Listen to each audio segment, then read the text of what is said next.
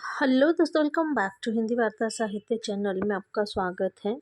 तो हमने पहले 3 उपन्यास की भूमिका कर ली थी। आज हम उपन्यास मैला आंचल की भूमिका करने वाले हैं, जिसमें आज हम मैला आंचल की भूमिका को करने वाले हैं। बाण भट्ट की आत्मकथा और झूठा सच उपन्यास, इन 3 की भूमिका को करेंगे। ठीक है, मैला आंचल की भूमिका बहुत छोटी सी है, ज़्यादा इसमें कुछ भी नहीं है। चलिए फिर भी देख लेते हैं, क्योंकि यहाँ से प्रश्न बन जाते हैं।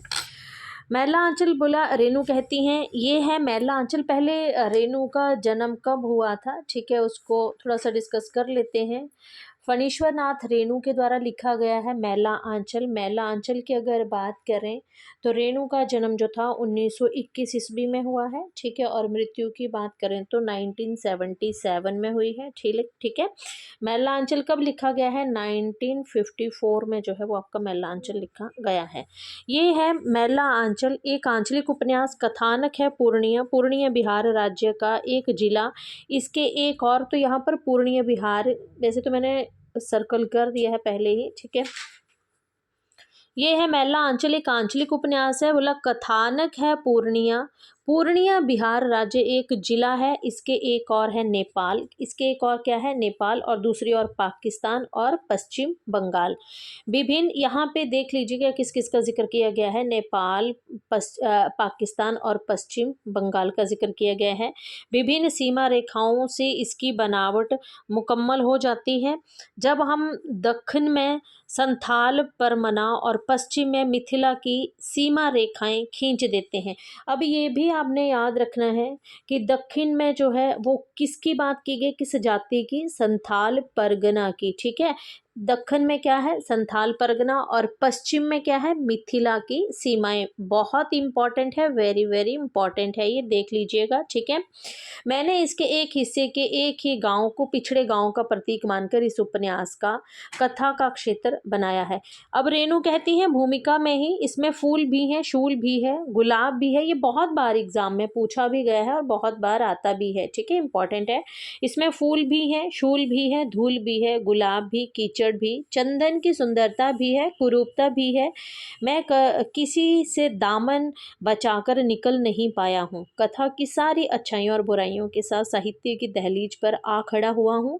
पता नहीं अच्छा किया या बुरा, जो भी हो अपनी निष्ठा में कमी महसूस नहीं करता। ठीक है, कौन कहते हैं? ये फणीश्वर नाथ रेणु जो है ये कहते हैं, ठीक है।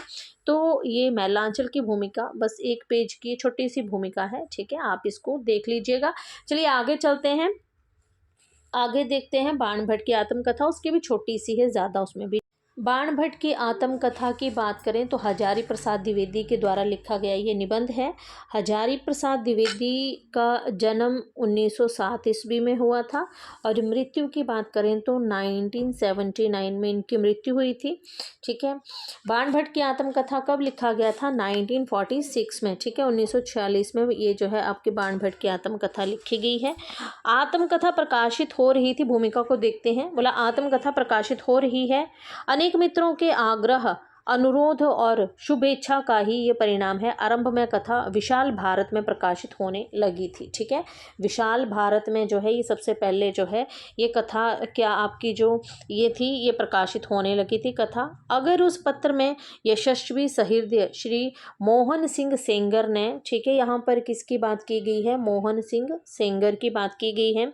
बार बार बढ़ावा देकर दिखावा ना ली होती तो कथा लिखी ही ना जाती। विचार था कि समाप्त होने के बाद इस कथा पर एक विस्तृत आलोचना लिखी जाए।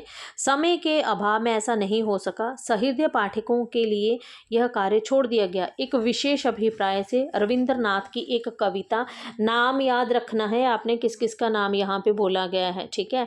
एक हमारे पास मोहन सिंह आते हैं, ठीक है, दूसरे आपके पास रविंद्रनाथ की एक कविता का भाव, ठीक है, रविंद्रनाथ की एक कविता का भाव इसमें एक स्थान पर जोड़ दिया गया है। अब बोला वह अभिप्राय तो सिद्ध नहीं हुआ, पर जोड़ा हुआ अंश जहाँ का तहाँ रह गया। बाण भट्ट और श्री हर्ष के ग्रंथ कथा के प्रधान उपजीव्य रहे हैं। वेरी वेरी इंपॉर्टेंट है, ठीक है, इसको भी देख लीजिएगा, है ना। बाण भट्ट और किसके? हर्षदेव के ग्रंथ, कथा के प्रधान उपजीवी रहे हैं। इन लोगों के प्रति कैसे कृतज्ञता प्रकट करूं। भाई कमल कुल श्रेष्ठ ने पुस्तक के ठीक ठीक छपने में अमूल्य सहयोग पहुंचाया है। मोहन की बात कर ली, रविंद्रनाथ टैगोर की बात कर ली, और किसकी, कमल कुल श्रेष्ठ। ठीक है, कमल कुल श्रेष्ठ ने पुस्तक के ठीक ठीक छपने में किसने सहायता की थी, कमल कुल श्रेष्ठ ने। अनेक ज्ञात और अज्ञात मित्रों ने नाना भाव से बढ़ावा दिया। सबके प्रति अपनी हार्दिक कृतज्ञता प्रकट करता हूँ।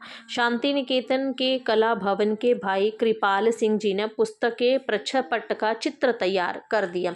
कमल कुल श्रेष्ठ कृपाल सिंह ने क्या है, पुस्तक का जो प्रच्छद पट यानी कि शुरुआती जो चित्र होता है वो किसने दिया है, कृपाल सिंह ने। ये चित्र उदयगिरी की बराह मूर्ति के एक फोटो के आधार पर बनाया गया है। जब हमने इस उपन्यास को पढ़ा है मूल पुस्तक से, मूल पीडीएफ से, तब हमने जो है वराह की मूर्ति किसने किसको कब दी थी वो सारा ही हमने डिटेल में किया है। ठीक है, बोला शांति निकेतन के कला भवन के भाई कृपाल सिंह जी ने पुस्तक के प्रच्छद पट का चित्र तैयार किया। ये चित्र उदयगिरी की बराह मूर्ति के फोटो के आधार पर बनाया गया है। भाई कृपाल सिंह उदीयमान कलाकारों में है, भविष्य में भी अतुल कीर्ति अर्जन करे, ये मेरी प्रार्थना है। अब याद रखना है ग्वालियर राज्य, राज्य कौन सा है, तो याद रखना है ग्वालियर राज्य। ग्वालियर राज्य के पुरातत्व विभाग ने उदयगिरी बराह मूर्ति का चित्र भी दिया है। ठीक है ना, उसे पुस्तक में छापने की अनुमति भी दी है। इस कृपा के लिए मैं उक्त संस्था के प्रति हार्दिक कृतज्ञता प्रकट करता हूँ, हजारी प्रसाद द्विवेदी जी कहते हैं। तो ये है आपकी बाणभट्ट की आत्मकथा का भूमिका, और वेरी वेरी इंपॉर्टेंट है ये। ठीक है, अब आगे देखते हैं हम झूठा सच उपन्यास की। झूठा सच उपन्यास की अगर बात करें तो झूठा सच उपन्यास यशपाल के द्वारा लिखा गया है। यशपाल का जन्म भी देख लेते हैं। यशपाल का जन्म 1903 ईस्वी में हुआ है। मृत्यु जो है उनकी यशपाल की 1976 ईस्वी में हुई है। ठीक है, झूठा सच उपन्यास 2 भागों में है। पहला भाग 1958 1958 में, और दूसरा भाग जो है वो 1960 में जो है वो लिखा गया है। ठीक है, अब ये 2 भागों में है। वतन और देश की बात करें 1958 में, देश का भविष्य जो है 1960 में लिखा गया है। ठीक है, बोला, और देश के जो सामायिक और राजनीतिक वातावरण को यथासंभव ऐतिहासिक यथार्थ के रूप में जो है यहाँ पर चित्रित किया गया है। उपन्यास के वातावरण को ऐतिहासिक यथार्थ का रूप देने और विश्वसनीय बना सकने के लिए कुछ ऐतिहासिक व्यक्तियों के नाम भी दिए गए हैं, परंतु उपन्यास में भी ऐतिहासिक व्यक्ति जो हैं वो नहीं है, मतलब वो पात्र के रूप में नहीं है।